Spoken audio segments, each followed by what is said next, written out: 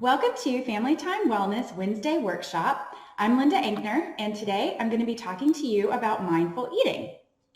So what exactly is mindful eating? Mindful eating is being fully attentive to your food as you eat. It's slowing down so that you can really start to recognize your own body's natural cues for hunger and fullness. And it's also creating a sensory experience with your food so that you are able to enhance the pleasure of actually eating. So I think for so many of us, we get really busy with life. We're bombarded constantly with health and nutrition messages that are telling us what we need to eat and how we need to eat, that we oftentimes forget that meal times are actually supposed to be pleasurable. And we should be getting not only nutrition, but also enjoyment out of what we eat. And so what I've just said might sound a little bit woo-woo or new age to you, but there is actually research-based evidence to show that mindful eating really does have health benefits. 3 of those health benefits that I think you would probably find really resonate with. The first one is that mindful eating is going to help you to consume less calories. And that's really because it takes about 20 minutes for your brain to receive a signal from your stomach that you're full. So when you're really slowing down to eat and you're being very mindful about not only your food, but also what's happening with your own body, you're going to start to recognize those fullness cues before you get to the point where you're over full, and you'll be able to stop eating when you're at a comfortable level of fullness, instead of getting to the point where you're over full or feeling sick. The second thing is that mindful eating can really help with digestion. And again, that goes back to really slowing down. When you're taking the time to slow down, your body can digest food more efficiently. It's going to move through the digestion process and move through your GI tract in a lot better way than when you're eating really quickly and food kind of feels like it's getting stuck, or it's in a place where it's not feeling digested. And so, you may have that feeling of being really overly full, even though you felt like you didn't eat that much, or maybe you have that feeling of kind of reflux, even though you didn't eat a food that would have typically triggered reflux. And a lot of that could be that you're eating too quickly and your food doesn't have time to move through the digestion process like it should.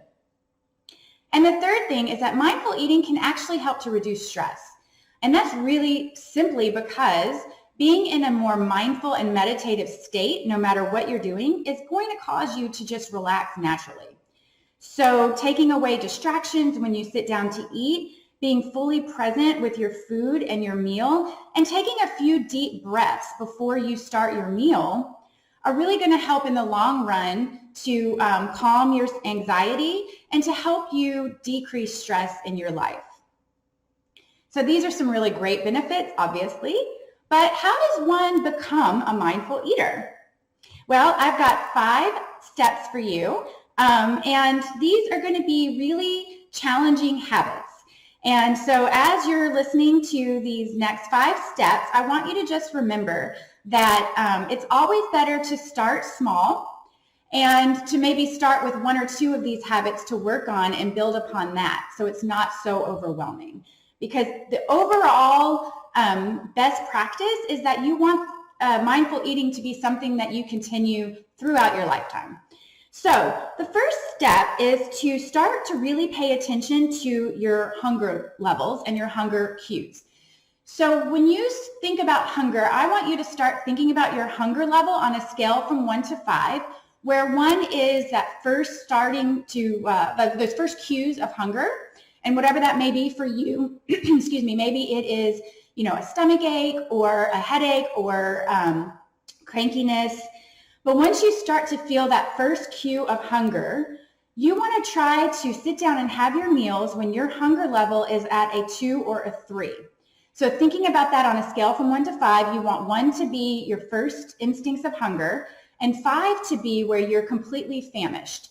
And you don't want to wait until your hunger level is at a 4 or a 5, because when you get to that point and you're so hungry, it's going to be really hard to concentrate on slowing down. So the important thing to remember is to try to eat at a hunger level of 2 to 3 because you know you're hungry, but you're not at that point where you're going to be kind of scarfing your food down and forcing yourself to eat a lot quicker. The second thing is to eat without distraction. This is really important because you want to be able to focus on your food so that you are able to slow down. So when you're looking at screens or you're busy doing work while you're eating, you're going to be paying attention to those other tasks at hand, and you're not going to be paying attention to how fast or slow you're eating.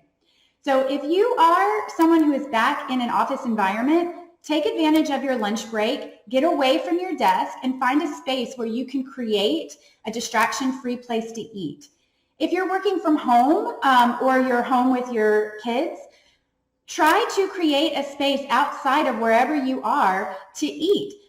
Make sure that you're eating at your, sitting down and distraction-free, at your bar or at your table, but just away from your workspace. The third thing is you're going to need to probably plan ahead a lot of times. So the key to this is, like I said, is managing your hunger so that you're eating at a level of a 2 or a 3. But what if you're in a situation where maybe you're in a meeting or you're at a conference or you're out running errands and you start to feel those first pangs of hunger and you're at that 1 or 2 level, but you know it's going to be an hour or so before you're able to sit down and have your meal. So when you know you're going to be in a situation like that, it's always a good idea to plan ahead and pack some nutritious snacks for you. So that could be anything from nuts to cheese and crackers to a granola bar or a protein bar, something you can pack easily. Fresh fruit is always a good choice. And eat when you're on the run or on the go so that you're not forcing yourself to get to that 4 or 5 level of hunger, and you can still sit down and enjoy your food. The fourth thing, and this is probably one of the most difficult ones for people to kind of wrap their minds around, but you really want to concentrate on chewing your food at least 15 times per bite. And I know that sounds crazy, but that actually has a 2-pronged positive effect for you. Number one, it's naturally going to cause you to slow down. If you're having to chew that many times per bite, you're going to eat a lot slower, and you're going to be able to start feeling those fullness cues a lot sooner, and you'll be able to get to a point where you are feeling full enough to stop and kind of wait and see, am I feeling really full? Do I really need to finish this meal or go in for seconds?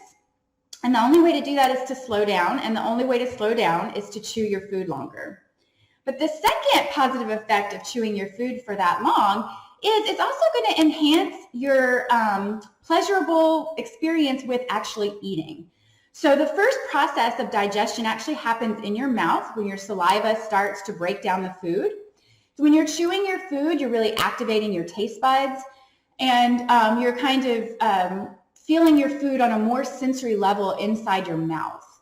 And so what you may notice is that you might be halfway through a particular food item or a meal, and you really start to feel satiated, or you feel satisfied that you got the full experience of the food without finishing the food because you've taken a long time to really savor it in your mouth.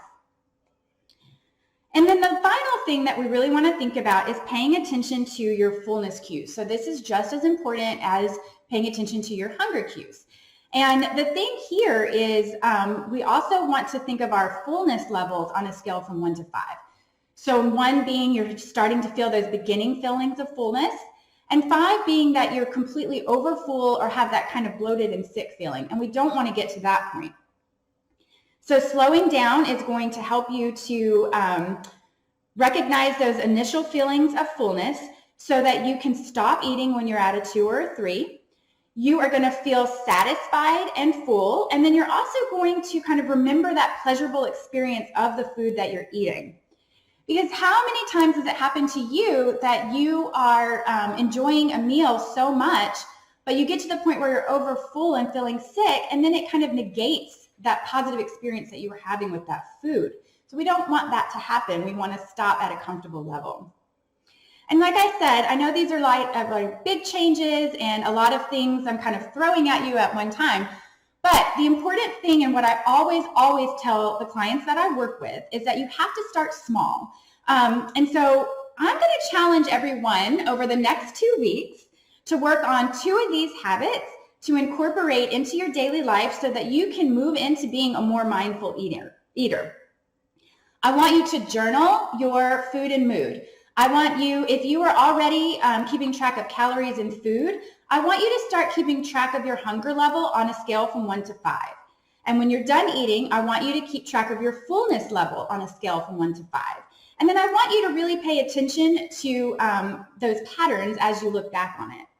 And the second thing I want to challenge you all to do is over the next 2 weeks, I want you to pick 1 meal a day to sit down in a distraction-free area and concentrate on chewing your food 15 bites per, or 15 times per bite. And so I invite you to keep commenting here on this post, like come back to this post and comment on how things are working for you over the next 2 weeks. And then after you kind of master these 2 things, you'll be better able to incorporate some of these other habits that I've spoke about and really get yourself moving into a direction of a more mindful eater. It's really going to help overall with your experience with food. So I hope that you found this helpful, and if you have any questions or comments, feel free to do that here on our post, or also to direct message me through this group.